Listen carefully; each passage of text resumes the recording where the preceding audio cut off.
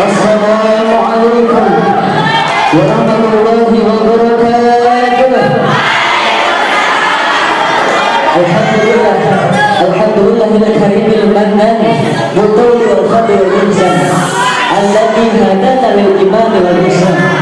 Allahumma salli wa sallim wa ajil wa karim wa adim sayyidina wa habibina wa nabiyina wa habibina wa maulana Muhammadin wa ala alihi wa sahbihi ajma'in. Rabbana Rabbi sahli sadri wa yassir amri wa hlul 'uqdatan min lisani yafqahu qawli.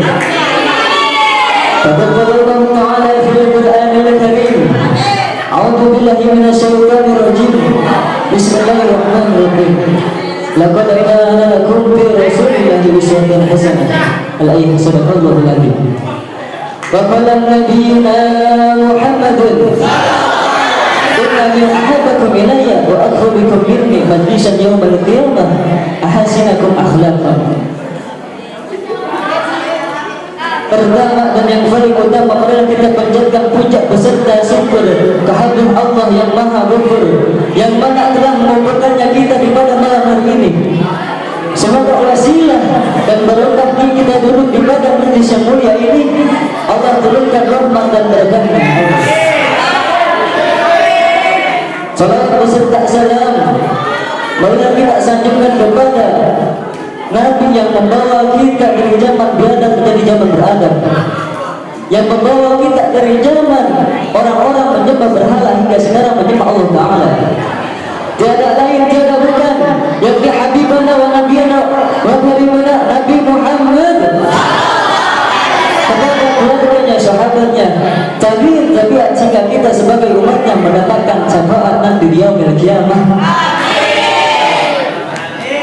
Yang saya hormati, yang saya cintai, Syekhana Al-Mukarram, pimpinan Pondok Pesantren Nurul Rahman Al-Burhani beserta keluarga dan seluruh asatidz Pondok Pesantren Nurul Rahman Al-Burhani. Semoga Allah lancarkan urusannya, semoga Allah sehatkan jasmani rohaninya, semoga Allah qabul segala hajat-hajatnya. Yang saya hormati, yang saya cintai, Dewan Juri yang terhormat, dan yang saya cintai, yang saya hormati, segenap kepengurusan Pondok Pesantren Nurul Rahman Al-Burhani yang tidak bisa saya sebutkan satu persatu, namun tidak mengurangi rasa hormat saya kepada kalian semua. Yang saya hormati, yang saya cintai, seluruh santri wal santriyah Pondok Pesantren Nurul Rahman Al-Burhani. Alhamdulillah, hibal kiram, berdirinya saya di sini akan menjelaskan sedikit tausiah yang bertemakan meneladani daripada jejak baginda Nabi Muhammad, yang mana banyak daripada jejak Nabi Muhammad yang harus kita teladani, harus kita contoh daripada jejak Nabi Muhammad, yaitu salah satunya yaitu akhlakul karimah baginda kita, akhlak yang mulia.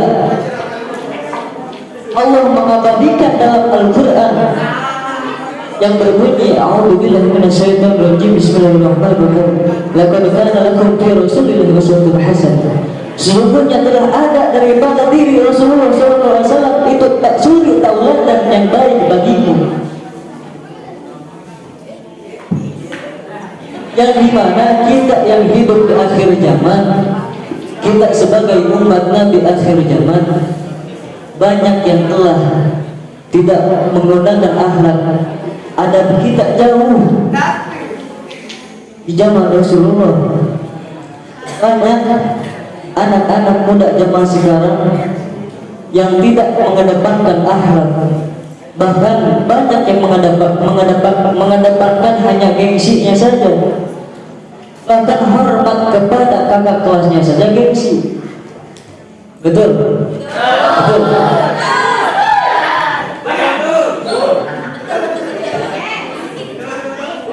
Jadi kita sebagai umat Rasul haruslah kita mencontoh daripada akhlakul karimahnya baginda kita.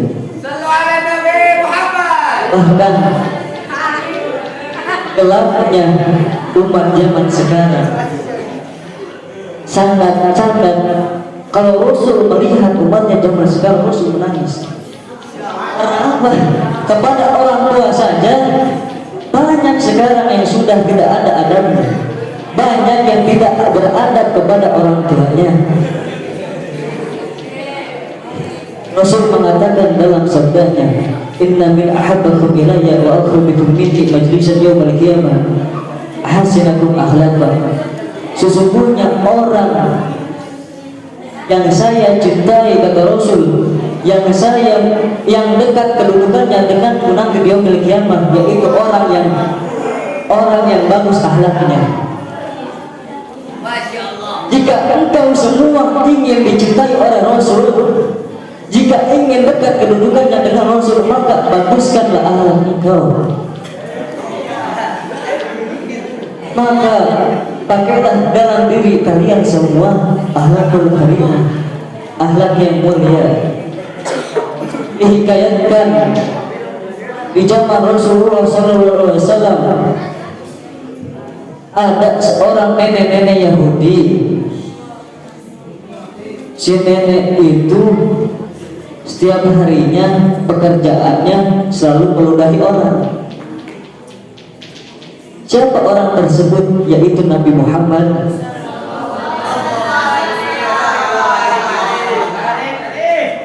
Ketika Rasul ingin berangkat diceritakan Rasul ingin berangkat ke masjid subuh, telah menunggu di depan rumahnya sambil menyapu. Ketika ke depan rumah si nenek, diludahilah muka Rasul, dan Rasulullah SAW, dan Rasul sambil tersenyum, Rasul mengusap dan mengatakan, "Barakallahu fiik," semoga Allah memberkahi si nenek itu. Sallallahu Nabi Muhammad.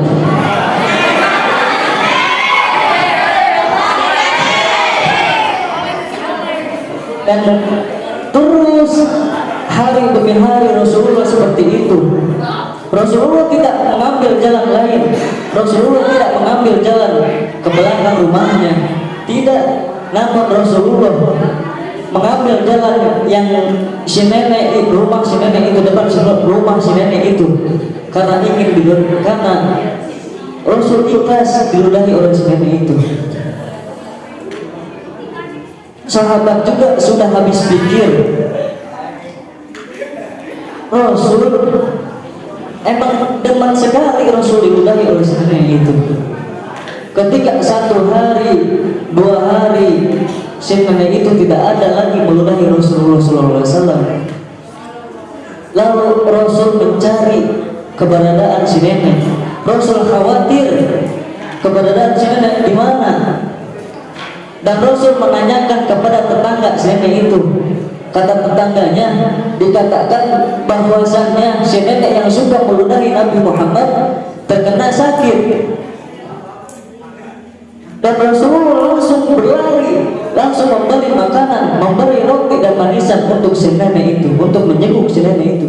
Sampainya di rumah si nenek, rumahnya kotor, dan Rasulullah mengambil sapu dan membersihkan seluruh kotoran-kotoran di rumah si nenek itu. Dan terlihatlah si nenek sedang tertidur lelap. Rasulullah tidak berani membangunkannya.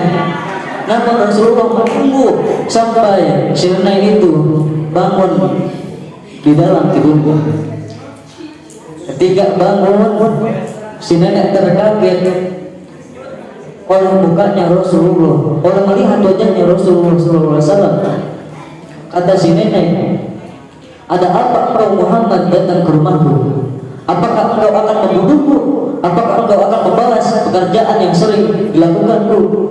"Tidak wahai nenek, tidak wahai ibuku." Sampai ibuku Rasulullah membilang ibuku, nenek yang sering meludahi Nabi Muhammad wajahnya. Rasulullah bilang ibunya.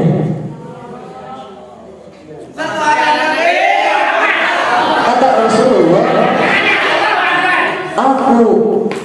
maksud aku datang kepada rumah engkau, aku akan menjenguk engkau. Takutnya aku khawatir kepada engkau, takutnya engkau belum makan, takutnya engkau kelaparan. Kata Rasulullah, yang dikatakan Rasulullah, semoga engkau lekas sembuh, semoga engkau bisa lagi melakukan kebiasaan yang sering dilakukan engkau, yaitu meludahi muka Nabi Muhammad SAW. Itulah akhlaknya baginda kita. Itulah akhlak yang mulia yang dicontohkan daripada Nabi kita.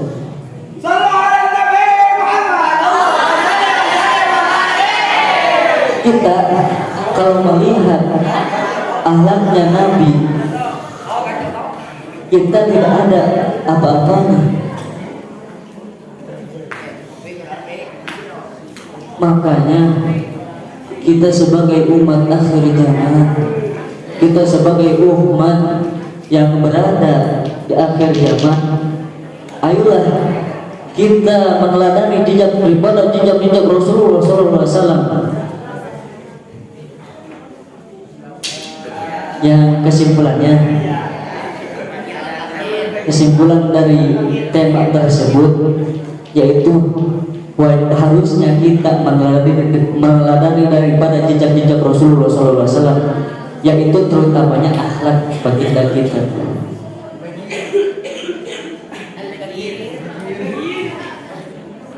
Dan Al-Fakir meminta maaf sebesar-besarnya jika ada perkataan Al-Fakir yang menyinggung Anda kalian semua, dan jika ada tingkah laku Al-Fakir yang tidak senonoh, ada perkataan yang tidak enak didengar, Al-Fakir minta dimaafkan sebesar-besarnya. Bukan begitu Dewan Juri?